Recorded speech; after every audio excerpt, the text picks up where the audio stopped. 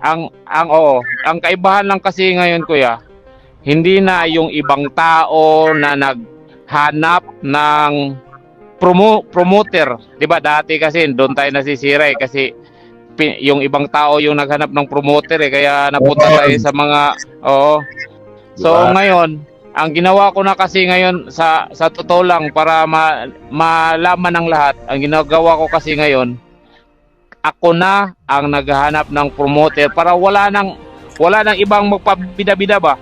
Coach Jason Casimero nagsalita na at meron siyang mga bagong pasabog at mga revelasyon sa kanyang kapatid na si John Noriel Casimero. Dalawang magkapatid, wala nang laban dahil sa kapatid niya.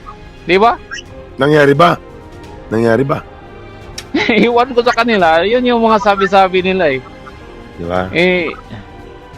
Tapos kinukurakot ko lang daw si Tata, di ba? Hindi nga tayo kapag makakuha nga tayo ng sponsor, wala nga tayong paki dyan kung magkano lang ibigay ni Tata eh. Kung bibigyan ba tayo eh. Basta ang sa akin lang, si Tata maging masaya lang. Magkaroon lang ng laban. Hindi kasi ako, sinasabi kasi nila dahil sa akin hindi pa nagkaroon ng laban eh.